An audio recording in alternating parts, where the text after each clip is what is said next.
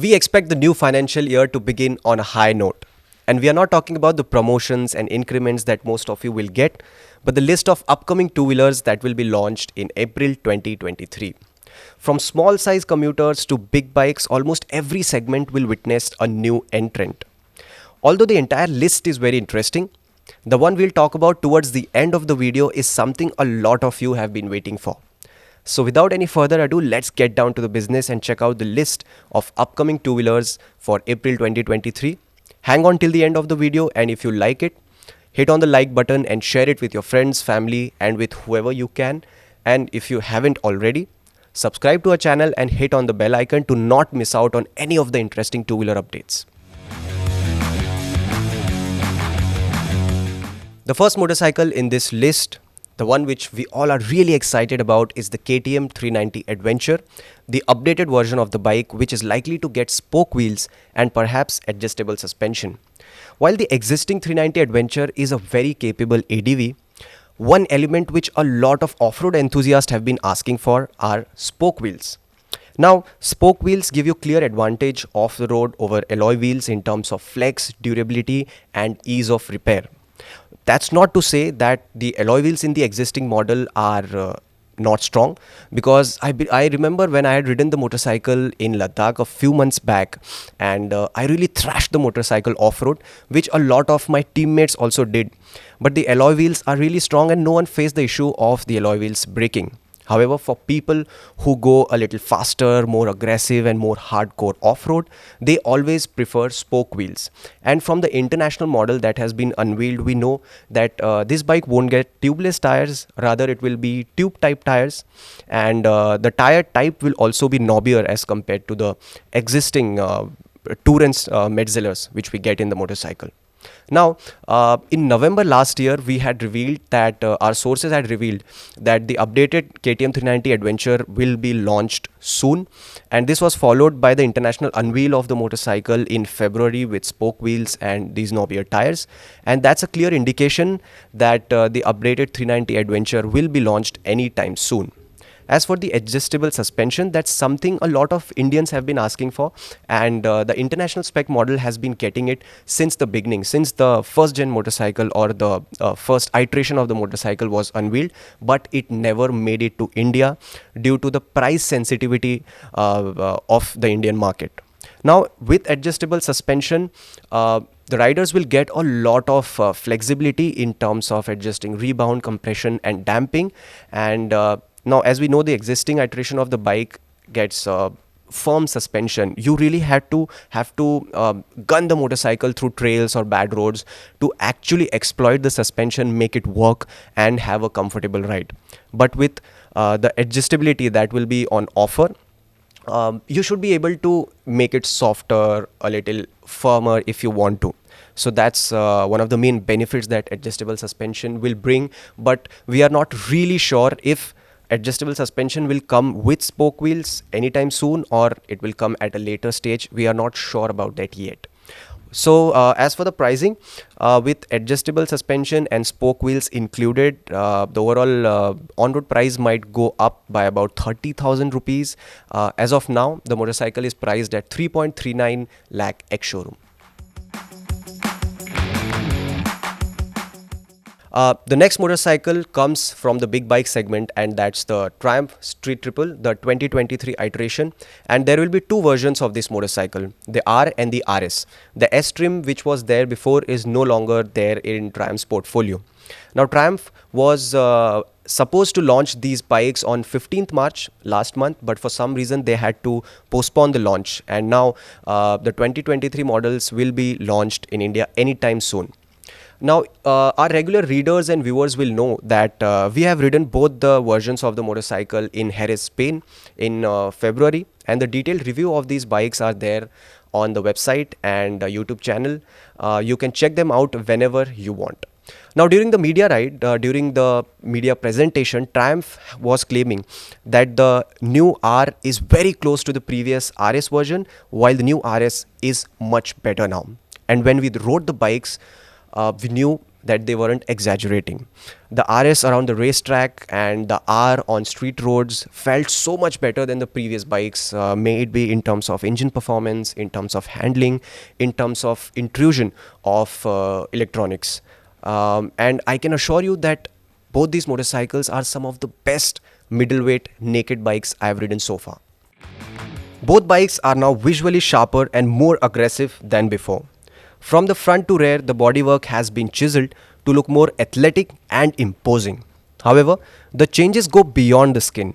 The 765cc inline triple motor gets revised internals, a higher compression ratio, a freer flowing exhaust, and a more optimized combustion chamber. As a result, the R variant produces 118 bhp and 80 Newton meters of peak torque, while the RS makes a higher 129 bhp and an equal amount of torque. Triumph has also changed the gear ratios by shortening all the gears from the second cog onwards, which is meant to deliver punchier drive out of corners. Triumph has also bestowed the RS with higher spec brakes by including the top-notch Brembo Stylema calipers. Moreover, the rake angle is sharper and the tail is raised in the RS for better handling dynamics. Other cycle parts include fully adjustable Olin suspension and Pirelli Super Corsa tires. The R variant, meanwhile, gets lower spec hardware such as Showa suspension, Continental Conti road tires, and Brembo M 4.32 calipers. Triumph has also updated the electronics package of both versions by including new cornering ABS, a cornering traction control system, and an additional customizable riding mode. Thanks to these changes, the price of both these bikes will also be higher as compared to their predecessors. While the R trim is expected to be priced around Rs 9.5 lakh, the RS might set you back by about Rs 11.50 lakh ex-showroom. Now the next motorcycle that is expected to be launched in April is going to be the Royal Enfield Bullet 350. Now, if you don't know, Royal Enfield's plan includes launching one new motorcycle every 3 months over the next few years, and considering the last motorcycle, the Super Meteor 650, was launched in January, it's about time that Royal Enfield launches a new product. And we are saying it will be the Bullet 350 because the motorcycle has been due for an official launch for a long time now, and the spy shots of the bike have been spied multiple times until now. And do note that this is the only motorcycle which is still running the older 350cc platform from Royal Enfield, whereas the other motorcycles like the Classic have already been updated and they now are based on the new J platform, and so are the Meteor 350 and the new Hunter 350.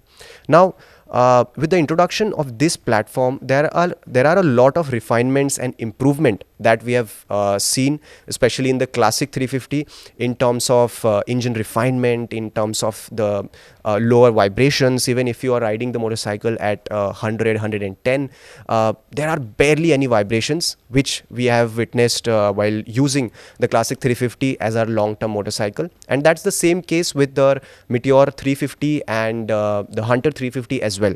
So the J platform includes new 349cc engine along with a new dual cradle frame, new wheels, new suspension, and a new braking hardware. So almost all fronts, the Bullet 350 should be better.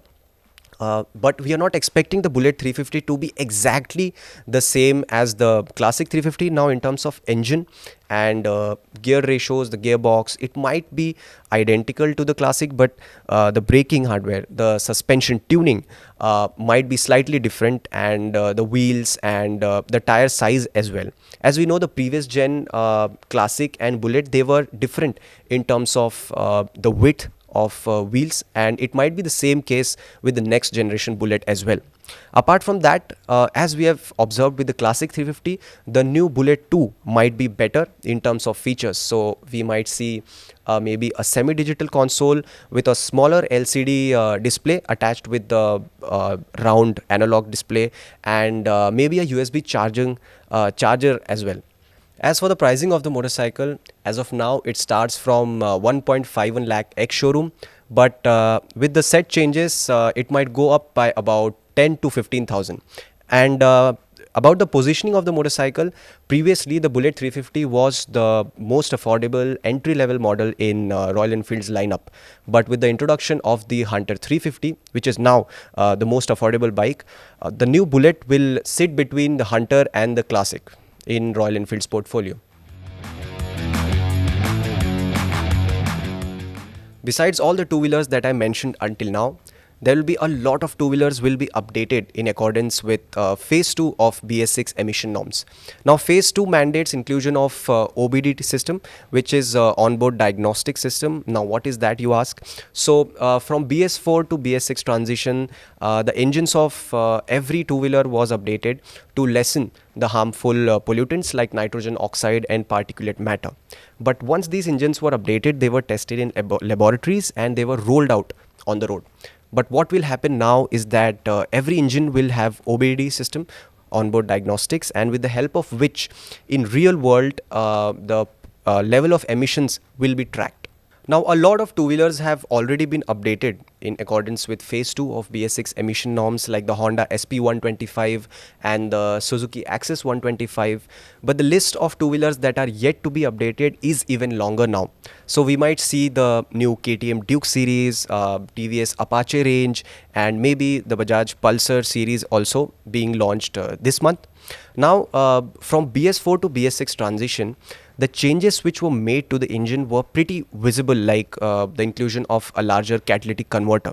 But unlike that, the inclusion of OBD won't be visible on the engine. However, that will increase the production cost of the motorcycle and thereby increase the ex-showroom and on-road prices of the motorcycle. So to justify that, manufacturers will also include some of the changes in the two-wheelers to justify that pricing.